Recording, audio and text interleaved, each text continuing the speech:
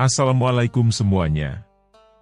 Semoga kita selalu diberi kesehatan, banyak rizki dan penuh keberkahan. Kisah Abu Nawas dan Rahasia Taman. Pada suatu hari yang terik di kerajaan Baghdad, Raja Harun al-Rasyid duduk di taman istananya sambil melamun. Bunga-bunga yang dulu bermekaran indah kini mulai layu, rumput tampak kering, dan para pelayan istana sudah kehabisan ide untuk membuat taman tampak segar kembali. Dengan wajah kusut, sang raja mengeluh. Mengapa taman ini cepat sekali layu? Apakah aku perlu menanam bunga dari langit? Tiba-tiba, salah satu penasehat kerajaan berbisik. Paduka, hamba mendengar di sebuah desa jauh, ada taman yang tak pernah layu. Tanamannya selalu hijau, bunga-bunganya harum sepanjang tahun, dan tidak pernah disentuh oleh musim kemarau. Raja langsung bangkit, matanya berbinar penuh harap. Cari siapapun yang tahu tentang taman itu. Aku ingin taman seperti itu di istanaku. Keesokan harinya, datanglah Abu Nawas dengan sorban putih bergelombang, jubah bersih, dan senyum penuh teka-teki. Ia membawa sebuah pot kecil berisi tanaman aneh yang tampak sangat biasa. Paduka, hamba tahu rahasia taman yang tak pernah layu, ujar Abu Nawas dengan nada tenang. Tapi rahasianya tidak bisa dijelaskan. Hanya bisa dirasakan. Raja mengernyit. Apa maksudmu hanya bisa dirasakan? Ini istana, bukan tempat kontemplasi. Abu Nawas tersenyum, lalu berkata, izinkan hamba membawa Paduka ke taman itu. Tapi dengan satu syarat. Raja mulai curiga. Apa syaratnya? Jangan bilang aku harus berjalan kaki ke ujung dunia. Tidak, Paduka. Hanya saja, selama perjalanan, Paduka tidak boleh marah, tidak boleh mengeluh, dan harus mengikuti semua petunjuk hamba, walau terdengar sangat konyol. Raja pun mengangguk meski dalam hati mulai ragu. Perjalanan pun dimulai. Di hari pertama, Abu Nawas mengajak sang raja menari-nari di tengah sawah sambil mengucapkan mantra. Daun-daun tertawa, bunga pun bersiul. Sang raja merasa seperti sedang ikut drama sekolah anak-anak, tapi ia tetap menuruti. Hari kedua, mereka berdandan seperti kupu-kupu, mengepak-ngepakkan kain di tengah padang. Abu Nawas bahkan menyuruh raja berdiri di atas batu sambil berkata, aku adalah bunga yang tak bisa patah. Ini taman atau taman bermain orang gila? Gerutu sang raja pelan. Tapi ia tetap tidak mengeluh keras-keras. Hari ketiga, mereka duduk di tengah hutan. Abu Nawas menyuruh sang raja memeluk pohon sambil berbisik. Aku mencintaimu, wahai daun kehidupan. Pelayan-pelayan yang ikut dari kejauhan sudah mulai mempertanyakan kewarasan rombongan kerajaan. Akhirnya, setelah seminggu perjalanan, mereka sampai di sebuah lembah hijau yang memukau. Bunga-bunganya cerah, dedaunannya segar, dan burung-burung berkicau indah. Tempat itu seperti lukisan hidup. Sang raja terpesona. Apakah ini tamannya? Tanya raja penuh kagum. Benar, jawab Abu Nawas. Tapi taman ini bukan hanya karena tanahnya subur atau airnya jernih, tapi karena semua yang datang ke sini melepaskan amarah, keluhan, dan ego mereka. Itulah pupuk yang membuat taman ini tak pernah layu. Raja terdiam. Dan selama Paduka mengikuti perjalanan tadi tanpa marah, taman ini sudah menerima Paduka sebagai bagian darinya. Raja tertawa terbahak-bahak. Jadi aku menari seperti kupu-kupu dan berbicara pada pohon agar taman ini menyukaiku? Abu Nawas tersenyum nakal. Setidaknya Paduka sudah lebih ringan hatinya sekarang, dan tidak lagi memikirkan taman istana yang layu. Siapa tahu, taman itu layu karena Paduka terlalu sering memarahi rumput. Setelah kembali ke istana, Raja pun memerintahkan taman istananya dibersihkan dari semua patung marmer dan diganti dengan tempat bermain anak-anak dan para pengunjung untuk tertawa. Di tengah taman dipasang papan besar bertuliskan, "Tertawalah, agar bunga ikut tersenyum." Dan sejak hari itu, taman istana pun menjadi lebih segar.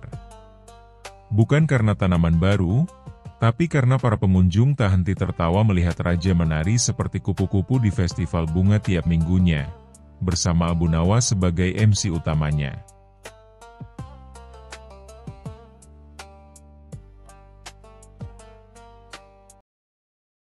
Kisah selanjutnya. Kisah Abu Nawas dan Kitab Takdir. Di suatu pagi yang cerah, Abu Nawas sedang duduk santai di beranda rumahnya sambil menyeruput secangkir teh panas. Wajahnya terlihat damai, sampai tiba-tiba seorang pemuda tergopoh-gopoh datang menghampirinya. "Abu Nawas, tolong aku. Hidupku sial terus. Aku ingin mengubah takdirku," teriak si pemuda dengan napas tersengal. Abu Nawas mengangkat alis. "Sial terus? Apa kamu pernah mandi pakai sabun atau cuma air mata penyesalan saja?" Pemuda itu menangis. "Aku sudah mencoba semuanya, tapi tetap saja, setiap kali aku berdagang, daganganku jatuh. Setiap kali aku jatuh cinta, cintaku mental." Abu Nawas mengelus janggutnya. "Kalau begitu, mungkin sudah saatnya kau membaca Kitab Takdir." Pemuda itu terbelalak. "Itu, beneran ada?" Abu Nawas tersenyum misterius. "Ada. Tapi hanya bisa ditemukan di perpustakaan rahasia milik Raja Jalal yang terletak di bawah istana, dijaga oleh burung hantu berjubah dan tikus bersorban." Setelah mendapat izin dari Raja, tentu saja dengan sedikit tipu muslihat dari Abu Nawas yang mengatakan ia hendak mencari resep kue untuk ulang tahun Raja, Abu Nawas dan pemuda itu masuk ke ruang bawah tanah istana. Penuh debu, sarang laba-laba, dan tumpukan buku aneh. Di antara buku, cara menjinakkan unta liar, dan kamus bahasa kucing. Akhirnya mereka menemukan sebuah buku besar bertuliskan, "Kitab Takdir, baca pelan-pelan, jangan salah pencet." Apa maksudnya? Jangan salah pencet? "Ini kan buku, bukan lampu otomatis," gumam Abu Nawas. Mereka membuka halaman pertama, tertulis, Pasal 1, siapapun yang menulis ulang takdir di buku ini, akan langsung mengubah jalan hidupnya. Tapi, kalau tulisannya jelek, akibatnya juga jelek. Si pemuda kegirangan dan langsung mencoret-coret bagian takdirnya. Dari akan menikah dengan janda 5 anak. Diubah menjadi akan menikah dengan putri raja cantik nan kaya raya. Abu Nawas menggeleng. Kau menulisnya miring dan tinta kamu tumpah. Dan benar saja. Keesokan harinya, pemuda itu bangun dan mendapati dirinya bukan di rumah, tapi di istana. Ia mengenakan jubah emas, duduk di ranjang mewah. Seorang pelayan datang membawakan sarapan. Namun, ketika putri raja masuk, wajahnya cantik, tapi galaknya seperti singa kelaparan. Kenapa kamu bangun siang? Kamu pikir aku ini siapa? Kamu suami? Kamu budak? Cuci piring sana. Setiap hari, pemuda itu disuruh menyapu lantai istana seluas lapangan bola, memijat kaki putri yang selalu minta dibacakan puisi setiap malam. Kalau puisinya jelek, kamu tidur di kandang merpati. Akhirnya, si pemuda kabur dan kembali menemui Abu Nawas. Pemuda itu mencoba mengubah takdirnya lagi. Kali ini ia tulis, ingin jadi pedagang paling sukses di dunia. Namun, karena tergesa-gesa, tulisannya terbaca, ingin jadi pecundang paling sukses di dunia. Hasilnya, ia tiba-tiba punya kedai yang selalu ramai, tapi orang-orang datang hanya untuk membuli dan meminjam uang tanpa bayar. Bahkan ada yang datang cuma buat numpang ke kamar mandi. Ia kembali ke Abu Nawas, menangis seperti anak ayam kehilangan induknya. Abu Nawas, tolong aku. Aku menyerah. Buku ini terlalu sakti dan terlalu sensitif terhadap EYD. Abu Nawas menghela napas panjang, lalu menulis sesuatu di halaman terakhir kitab takdir. Takdir terbaik adalah milik mereka yang menerima hidup dengan tawakal, tapi tetap berusaha. Bukan mereka yang mengutak-atik kitab tanpa tahu caranya menulis. Dan anehnya, begitu tulisan itu selesai, buku itu tiba-tiba menghilang, berubah menjadi kepulan asap berbentuk tanda tanya dan kabur ke langit. Pemuda itu terdiam. Aku paham sekarang, katanya sambil menunduk. Abu Nawas tersenyum dan menepuk pundaknya. Kadang yang perlu kita ubah bukan takdirnya, tapi cara kita menyikapinya. Dan sejak saat itu, pemuda itu hidup dengan semangat baru. Ia tetap berdagang, kadang gagal, kadang berhasil. Tapi ia selalu tertawa. Karena, siapa tahu, mungkin itu bagian dari takdir yang paling lucu.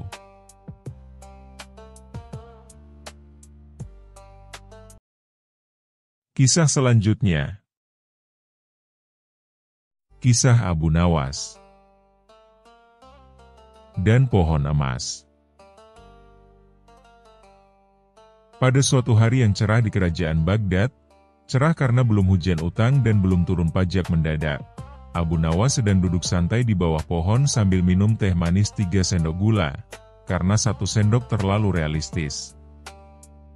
Ia sedang merenungi hal-hal penting dalam hidup, seperti, kenapa kucing bisa tidur 16 jam sehari, dan kenapa tetangga bisa punya 2 istri tapi tetap miskin. Tiba-tiba, datanglah utusan kerajaan berlari-lari kecil seperti orang habis dikejar tukang tagih utang. Abu Nawas, Raja Harun al-Rashid memanggilmu ke istana. Segera, Abu Nawas berdiri dan bertanya, ini panggilan resmi atau hanya undangan makan siang? Sangat resmi. Raja butuh kecerdasanmu, bukan perutmu. Dengan malas tapi elegan, Abu Nawas pun berangkat ke istana. Raja Harun al-Rashid tampak gelisah seperti orang baru sadar SIM-nya mati sejak 3 bulan lalu. Ia duduk di singgasananya sambil memandangi sebuah benda aneh. Sebatang pohon emas yang tinggi, berkilauan, dan sangat mencolok seperti flexing di Instagram. Abu Nawas, kata sang raja, seorang pedagang datang dari negeri jauh dan membawa pohon emas ini. Ia mengklaim bahwa pohon ini bisa berbuah emas setiap malam bulan purnama. Tapi, sudah 3 kali bulan purnama lewat, dan yang jatuh cuma daun kering, bukan emas. Raja menatap Abu Nawas penuh harap. Aku ingin tahu, apakah pohon ini asli atau hanya akal-akalan pedagang licik? Abu Nawas melihat pohon itu dengan gaya sok ilmiah, seolah-olah ia sedang meneliti rahasia alam semesta. Gumam Abu Nawas. Pohon ini, tampaknya punya masalah psikologis. Semua orang di ruangan tercengang. Masalah psikologis? Tanya Raja heran. Benar, tuanku. Bisa jadi pohon ini malu mengeluarkan buah emas karena terlalu banyak ditatap. Pohon juga bisa grogi kalau ditonton terus, seperti orang disuruh nyanyi di depan mantan. Raja mengelus jenggotnya. Lalu bagaimana kita mengetahuinya? Abu Nawas tersenyum licik. Beri aku waktu 1 malam. Aku akan membawa pohon ini ke rumahku dan memperlakukannya seperti VIP. Besok, kita lihat apakah dia akan berbuah.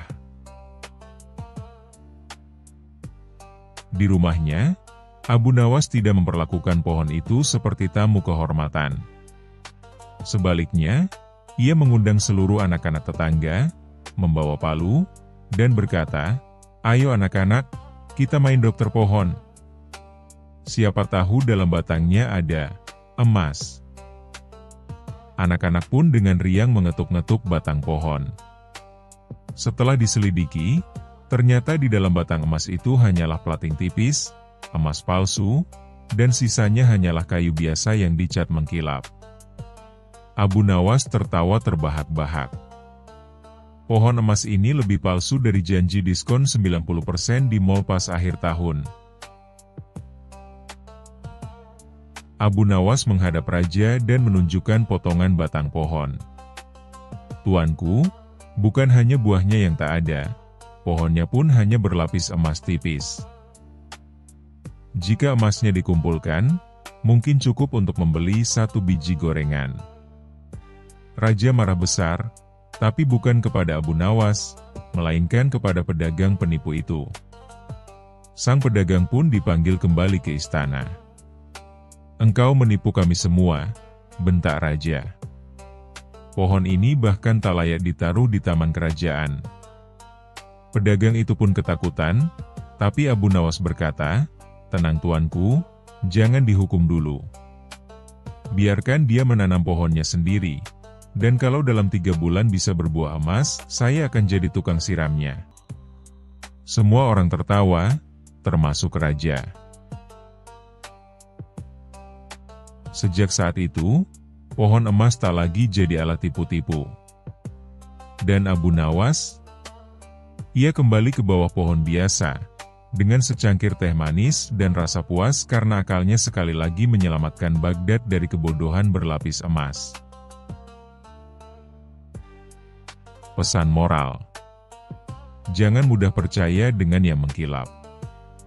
Bisa jadi itu cuma lapisan, seperti akun palsu dengan foto orang lain.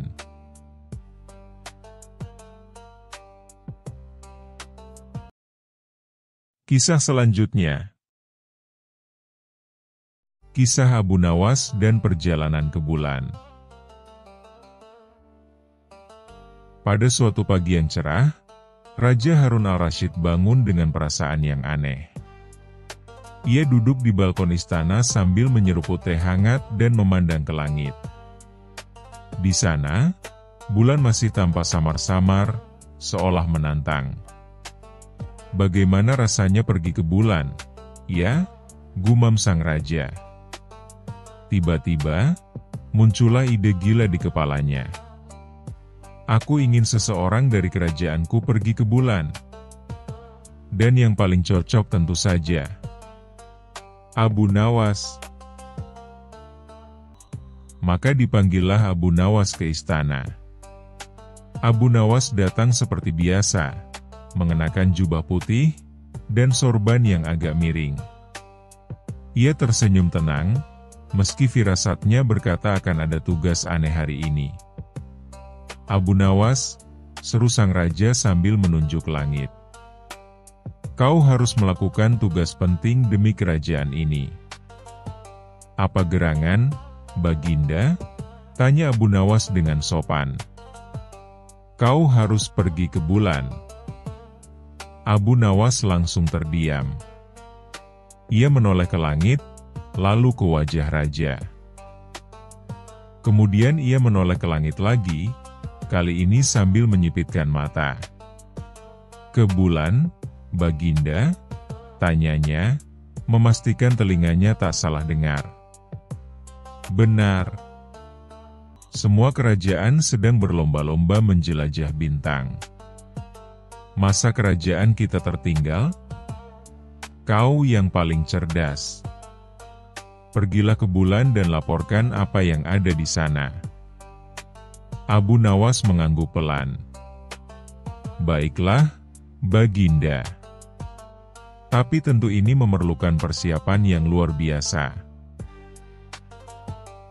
Selama 7 hari 7 malam, Abu Nawas sibuk di halaman rumahnya. Ia membuat sebuah roket dari drum minyak bekas, daun kelapa, dan tangga bambu. Di sekelilingnya tertulis besar-besar, roket menuju bulan, dilarang ganggu, sedang uji coba. Warga desa berkumpul. Anak-anak tertawa, orang dewasa geleng-geleng kepala. Tapi Abu Nawas justru memasang wajah serius, seolah dia benar-benar insinyur luar angkasa. Wahai warga, aku butuh sukarelawan sebagai bahan bakar cadangan, serunya. Semua langsung bubar dalam hitungan detik. Lalu pada hari ke-8, ia datang ke istana membawa roketnya yang ditarik oleh keledai. Baginda, kata Abu Nawas, saya siap terbang ke bulan. Sebuah lapangan luas disiapkan sebagai tempat peluncuran. Abu Nawas naik ke dalam drum yang diberi jendela kecil, lengkap dengan helm tempur tua dan pelindung dada dari kelapa. Ia menghitung mundur. 3, 2, 1, buak. Tiba-tiba asap mengepul dari belakang drum. Ternyata itu hanya bubuk kayu dan mercon. Roket bergoyang, lalu diam. Aku sedang berada di atmosfer, teriak Abu Nawas dari dalam. Semua penonton bertepuk tangan, antara kagum dan bingung. Sang raja menyipitkan mata. Dia belum terbang, tapi sudah masuk atmosfer. Setelah 5 menit dalam drum, Abu Nawas keluar dengan langkah gontai. Lapor, Baginda. Saya sudah ke bulan. Cepat sekali, tanya sang raja. Waktu di bulan berbeda, Baginda. 5 menit di sini sama dengan 5 hari di sana, jawab Abu Nawas penuh percaya diri. Sang raja mengangguk-ngangguk meski terlihat makin bingung. Lalu apa yang kau temukan di bulan? Abu Nawas mengeluarkan kantong kecil. Ini, Baginda. Tanah dari bulan. Lihat, warnanya beda. Baunya seperti bakwan gosong. Raja mencium, mengernyit, lalu tetap mengangguk. Dan siapa yang kau temui di sana? Seekor kambing, Baginda. Kambing? Ya. Ternyata di bulan ada suku kambing pintar. Mereka menyambut saya dengan tarian lingkar bulan. Sang raja nyaris terpingkal, tapi ia menahan tawa. Kalau begitu, kau harus ke bulan lagi minggu depan, kata sang raja. Abu Nawas tersenyum. Maaf, Baginda. Rakyat bulan bilang, kunjungan berikutnya baru boleh tahun depan. Katanya mereka sedang panen sinar rembulan dan tidak ingin diganggu. Sang raja tertawa terbahak-bahak. Abu Nawas, kau memang gila. Gila karena setia pada perintah, Baginda, jawab Abu Nawas dengan hormat. Abu Nawas pulang membawa hadiah dari raja, 2 karung gandum dan 1 keledai baru. Sejak hari itu, tak ada lagi yang menyuruhnya ke bulan. Tapi drum bekas roketnya masih ada di depan rumah, dipakai untuk menyimpan air hujan. Dan setiap malam, Abu Nawas menatap ke langit dan tersenyum. Tenang saja, Wahai bulan, aku belum lupa tarian suku kambingmu.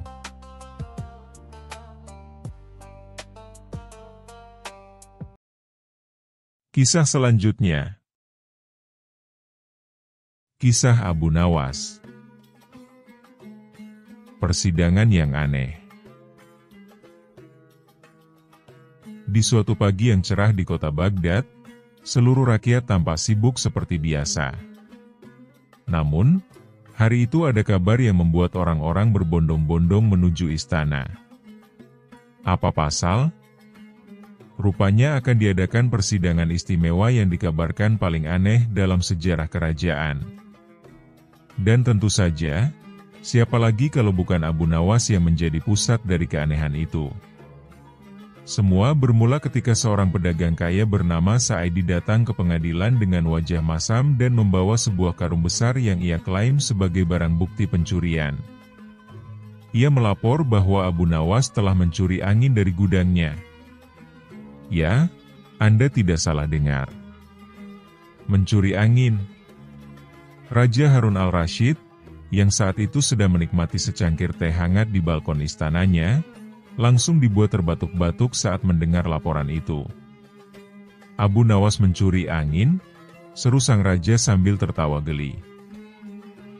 Namun, karena ia tahu kelucuan selalu mengikuti Abu Nawas, raja justru penasaran. Maka ia perintahkan semua pihak berkumpul di aula sidang kerajaan. Ini akan menjadi persidangan paling aneh yang pernah terjadi. Ruang sidang penuh sesak. Orang-orang duduk sampai di atas genteng. Bahkan seekor unta tampak ikut menonton dari jendela. Pedagang Sa'idi maju dengan penuh semangat. Ia menunjuk Abu Nawas yang duduk santai dengan senyum jenaka. Yang mulia, kata Sa'idi, saya punya gudang berisi rempah-rempah mahal. Suatu malam, saya mendengar suara tiupan angin misterius. Ketika saya periksa, semua aroma rempah saya lenyap. Dan, kau menuduh Abu Nawas mencuri angin dari gudangmu?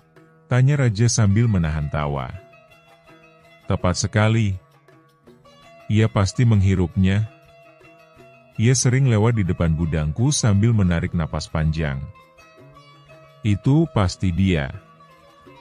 Semua orang tertawa. Bahkan juru tulis pengadilan sampai menulis hahaha di buku catatan sidang.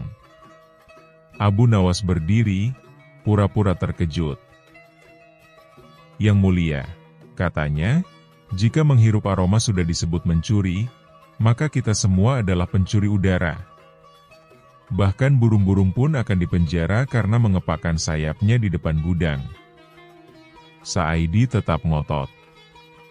Ia mengeluarkan karung besar dan berkata, ini karung berisi sisa angin yang ia hirup.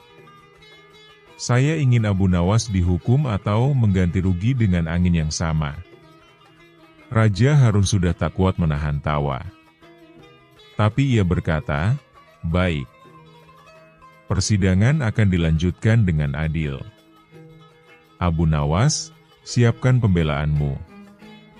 Esok harinya, Abu Nawas datang membawa sebuah kuali besar dan kosong, lalu meletakkannya di tengah ruang sidang. Yang mulia, katanya, saya akan memasak semangkuk keadilan. Tapi perlu waktu sebentar. Ia lalu menyalakan lilin kecil di bawah kuali kosong itu. Semua orang bingung. Beberapa menit berlalu. Pedagang Sa'idi kesal. Apa-apaan ini? Tidak akan matang. Abu Nawas menjawab, tepat sekali. Sama seperti tuduhanmu. Kalau lilin kecil tak bisa memasak udara dalam kuali, bagaimana mungkin tarikan napas bisa mencuri angin dari gudangmu? Suasana hening. Lalu, boom! Semua orang tertawa keras-keras. Bahkan raja sampai berdiri dan memukul meja sambil berkata, luar biasa, Abu Nawas. Kau benar-benar jenius dalam membuktikan kebodohan. Raja berkata, "Pedagang Sa'idi, engkau telah membawa perkara yang bukan hanya konyol, tapi juga mencemari aroma keadilan dengan bau kebodohan. Maka aku hukum engkau untuk berdiri selama 1 jam di tengah pasar sambil memegang karung anginmu.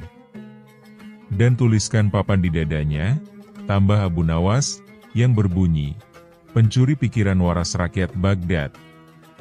Semua bersorak. Sa'idi tak berkutik. Ia hanya bisa berdiri dengan malu, karung di tangan, dan papan lucu di dada. Begitulah akhir dari persidangan paling aneh dalam sejarah Baghdad. Orang-orang masih membicarakannya selama berminggu-minggu. Dan Abu Nawas? Ia berjalan pulang sambil tersenyum, menghirup aroma roti panggang dari toko sebelah dan berkata pelan, Kalau mencuri aroma itu salah, maka aku rela dipenjara di dapur."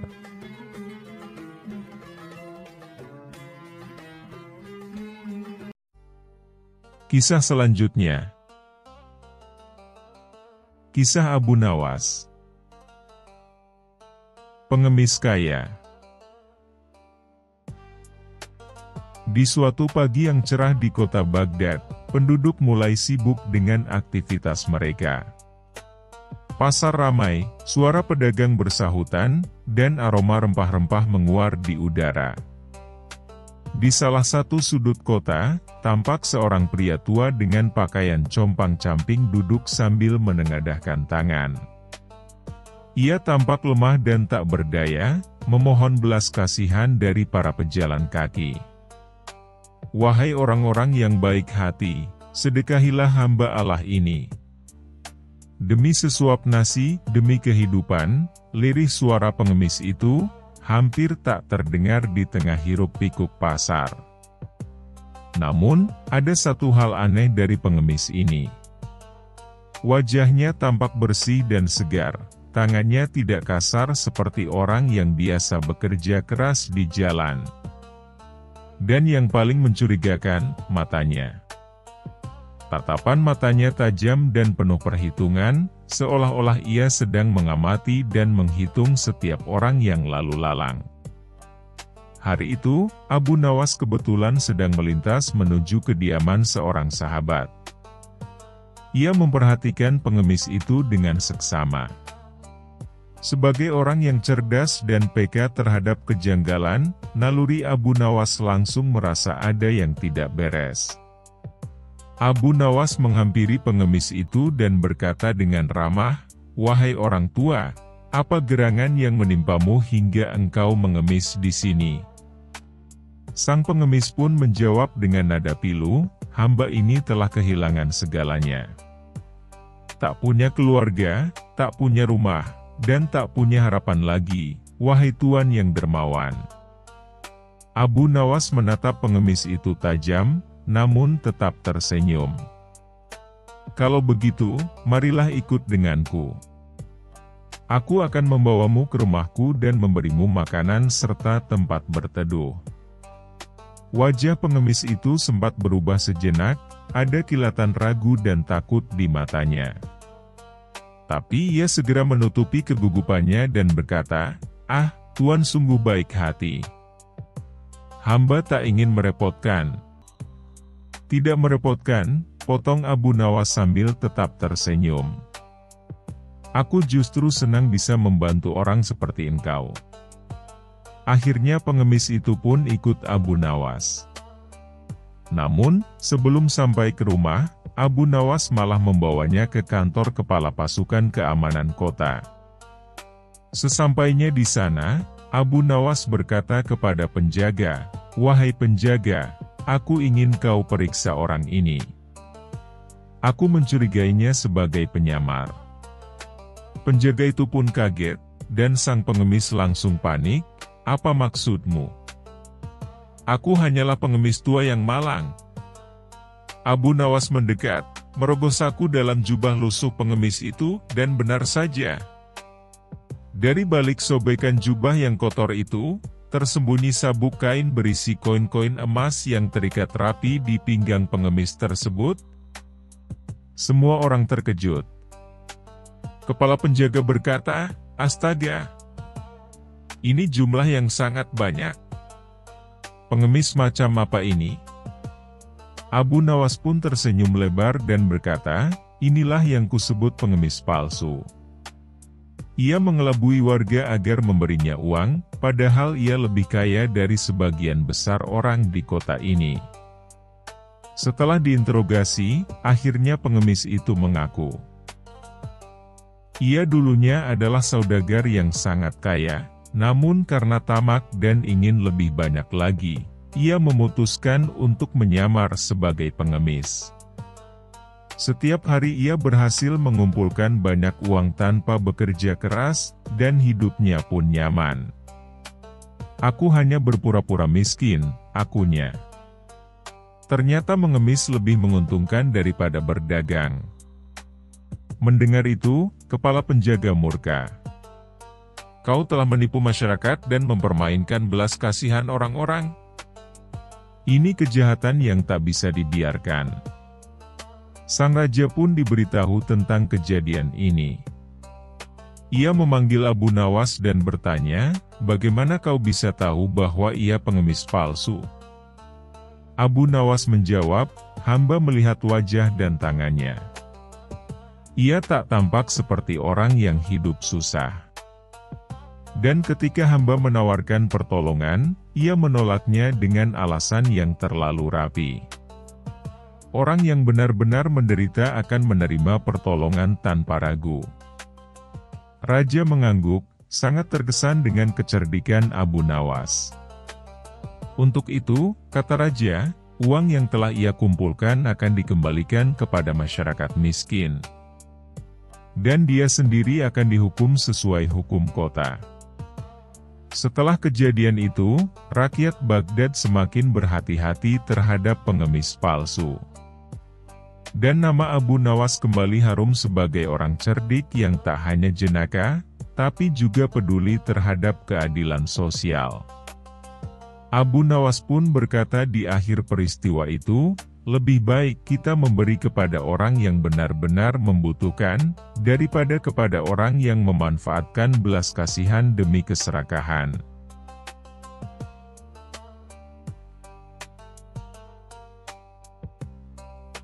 Kisah selanjutnya. Kisah Abu Nawas. Istri yang cemburu. Abu Nawas dikenal sebagai seorang yang cerdik, jenaka, dan sering diundang ke istana oleh baginda raja untuk menghibur serta memberikan nasihat. Namun, kecerdikannya itu justru membuat istrinya sering merasa cemburu. Suatu hari, seorang tetangga datang ke rumah Abu Nawas dan berbincang dengan istrinya. Dengan suara penuh rasa ingin tahu, tetangga itu berkata, "Aku sering mendengar bahwa suamimu sangat pandai bicara dan sering bercanda dengan banyak orang di istana, termasuk para wanita di sana. Kau tidak takut kalau dia tergoda oleh wanita lain?" Istri Abu Nawas langsung merasa cemas dan cemburu. Memang benar, suaminya sering dipanggil ke istana dan pulang larut malam. Ia mulai curiga, jangan-jangan Abu Nawas diam-diam memiliki istri lain atau paling tidak, mengagumi wanita lain. Maka, ketika Abu Nawas pulang sore itu, istrinya langsung menghadangnya di depan pintu dengan wajah cemberut. "Abu Nawas, ada sesuatu yang ingin kutanyakan," serunya. Abu Nawas yang baru saja pulang dengan wajah lelah terkejut mendengar nada bicara istrinya. Namun, ia tetap tersenyum dan bertanya dengan lembut, "Ada apa, istriku? Mengapa wajahmu terlihat begitu muram?" Istrinya melipat tangan di dada dan berkata, "Aku mendengar dari tetangga kita bahwa kau sering berbicara dan bercanda dengan banyak wanita di istana. Jangan-jangan kau memiliki istri lain di sana?" Jawab dengan jujur, Abu Nawas. Abu Nawas tersenyum kecil. Ia tahu istrinya sedang dilanda kecemburuan. Tanpa terburu-buru, ia duduk dan berkata, "Istriku, Mengapa kau bisa berpikiran seperti itu? Aku memang sering ke istana, tapi bukan untuk bermain dengan wanita. Aku hanya menjalankan tugasku sebagai penasihat raja." Namun, sang istri tetap tidak puas dengan jawaban itu. Ia ingin Abu Nawas bersumpah agar hatinya lebih tenang. "Kalau kau memang setia padaku, maka bersumpahlah di depan mataku," katanya dengan tegas. Abu Nawas berpikir sejenak. Ia tahu bahwa bersumpah bukanlah hal yang bisa dianggap remeh. Jika ia bersumpah sembarangan, itu bisa membawa akibat buruk. Maka, ia pun menyusun kata-kata dengan hati-hati. "Demi Allah yang Maha Mengetahui segalanya, aku hanya memiliki satu istri yang luar biasa cantik, pintar, dan penuh kasih sayang. Aku tidak ingin memiliki istri lain, karena aku sudah mendapatkan yang terbaik." Mendengar sumpah itu, istri Abu Nawas terkejut. Pipinya langsung memerah. Ia tidak menyangka bahwa Abu Nawas akan mengatakan sesuatu yang begitu indah dan memujinya dengan tulus. Setelah beberapa saat terdiam, akhirnya ia berkata dengan suara pelan, "Benarkah aku istri yang terbaik untukmu, Abu?" Abu Nawas mengangguk sambil tersenyum. "Tentu saja. Jika tidak, mana mungkin aku masih di sini bersamamu?" Istri Abu Nawas akhirnya merasa lega dan bahagia. Ia menyadari bahwa kecemburuannya hanyalah ketakutan yang tidak beralasan. Ia pun meminta maaf kepada Abu Nawas karena telah menuduhnya sembarangan. Abu Nawas hanya tertawa kecil dan berkata, "Tidak apa-apa, istriku. Itu tandanya kau mencintaiku." Sejak hari itu, istri Abu Nawas tidak lagi mencurigai suaminya.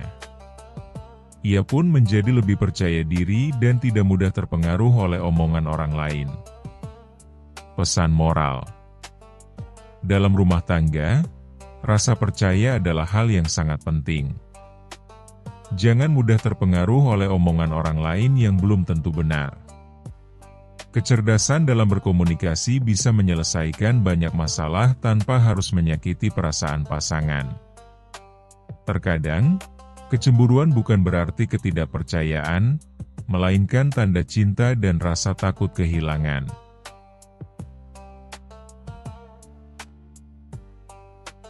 Kisah selanjutnya. Kisah Abu Nawas. Menjebak pencuri. Pada zaman dahulu, orang berpikir dengan cara yang amat sederhana. Dan karena kesederhanaan berpikir ini, seorang pencuri yang telah menggondol 100 keping lebih uang emas milik seorang saudagar kaya, tidak sudi menyerah. Hakim telah berusaha keras dengan berbagai cara, tetapi tidak berhasil menemukan pencurinya. Karena merasa putus asa, pemilik harta itu mengumumkan, kepada siapa saja yang telah mencuri harta miliknya, merelakan separuh dari jumlah uang emas itu menjadi milik sang pencuri bila sang pencuri bersedia mengembalikan. Tetapi pencuri itu malah tidak berani menampakkan bayangannya. Kini kasus itu semakin ruwet tanpa penyelesaian yang jelas. Maksud baik saudagar kaya itu tidak mendapat tanggapan yang sepantasnya dari sang pencuri. Maka tidak bisa disalahkan, bila saudagar itu mengadakan sayembara yang berisi barang siapa berhasil menemukan pencuri uang emasnya, ia berhak sepenuhnya memiliki harta yang dicuri. Tidak sedikit orang yang mencoba tetapi semuanya kandas. Sehingga pencuri itu bertambah merasa aman tentram karena ia yakin jati dirinya tak akan terjangkau. Yang lebih menjengkelkan adalah ia juga berpura-pura mengikuti sayembara. Tidak berlebihan bila dikatakan bahwa menghadapi orang seperti ini bagaikan menghadapi jin. Mereka tahu kita, sedangkan kita tidak. Seorang penduduk berkata kepada hakim setempat, "Mengapa Tuan Hakim tidak minta bantuan Abu Nawas saja?" "Bukankah Abu Nawas sedang tidak ada di tempat?" kata hakim itu balik bertanya. "Kemana dia?" tanya orang itu. "Ke Damaskus," jawab hakim. "Untuk keperluan apa?" orang itu ingin tahu. "Memenuhi undangan pangeran negeri itu," kata hakim. "Kapan ia datang?" tanya orang itu lagi. "Mungkin 2 hari lagi," jawab hakim. Kini harapan tertumpu sepenuhnya di atas pundak Abu Nawas. Pencuri yang selama ini merasa aman, sekarang menjadi resah dan tertekan. Ia merencanakan meninggalkan kampung halaman dengan membawa serta uang emas yang berhasil dicuri. Tetapi ia membatalkan niat, karena dengan menyingkir keluar daerah, berarti sama halnya dengan membuka topeng dirinya sendiri. Ia lalu bertekad tetap tinggal, apapun yang akan terjadi. Abu Nawas telah kembali ke Baghdad karena tugasnya telah selesai. Abu Nawas menerima tawaran mengikuti sayembara menemukan pencuri uang emas. Hati pencuri uang emas itu tambah berdebar tak karuan mendengar Abu Nawas menyiapkan siasat. Keesokan harinya, semua penduduk dusun diharuskan berkumpul di depan gedung pengadilan. Abu Nawas hadir dengan membawa tongkat dalam jumlah besar. Tongkat-tongkat itu mempunyai ukuran yang sama panjang. Tanpa berkata-kata, Abu Nawas membagi-bagikan tongkat-tongkat yang dibawanya dari rumah. Setelah masing-masing mendapat 1 tongkat, Abu Nawas berpidato, "Tongkat-tongkat itu telah aku mantrai. Besok pagi kalian harus menyerahkan kembali tongkat yang telah aku bagikan. Jangan khawatir, tongkat yang dipegang oleh pencuri yang selama ini menyembunyikan diri akan bertambah panjang 1 jari telunjuk. Sekarang pulanglah kalian." Orang-orang yang merasa tidak mencuri tentu tidak mempunyai pikiran apa-apa. Tetapi sebaliknya, si pencuri uang emas itu merasa ketakutan. Ia tidak bisa memejamkan mata walaupun malam semakin larut. Ia terus berpikir keras. Kemudian ia memutuskan memotong tongkatnya sepanjang 1 jari telunjuk, dengan begitu tongkatnya akan tetap kelihatan seperti ukuran semula. Pagi hari, orang mulai berkumpul di depan gedung pengadilan. Pencuri itu merasa tenang karena ia yakin tongkatnya tidak akan bisa diketahui karena ia telah memotongnya sepanjang 1 jari telunjuk. Bukankah tongkat si pencuri akan bertambah panjang 1 jari telunjuk? Ia memuji kecerdikan diri sendiri karena ia ternyata akan bisa mengelabui Abu Nawas. Antrian panjang mulai terbentuk. Abu Nawas memeriksa tongkat-tongkat yang dibagikan kemarin. Pada giliran si pencuri tiba, Abu Nawas segera mengetahui, karena tongkat yang dibawanya bertambah pendek 1 jari telunjuk. Abu Nawas tahu pencuri itu pasti melakukan pemotongan pada tongkatnya karena ia takut tongkatnya bertambah panjang. Pencuri itu diadili dan dihukum sesuai dengan kesalahannya. 100 keping lebih uang emas kini berpindah ke tangan Abu Nawas. Tetapi Abu Nawas tetap bijaksana, sebagian dari hadiah itu diserahkan kembali kepada keluarga si pencuri, sebagian lagi untuk orang-orang miskin dan sisanya untuk keluarga Abu Nawas sendiri. Terima kasih sudah menonton. Jangan lupa like dan subscribe. Semoga keberkahan selalu dianugerahkan kepada kita semua. Wassalamualaikum.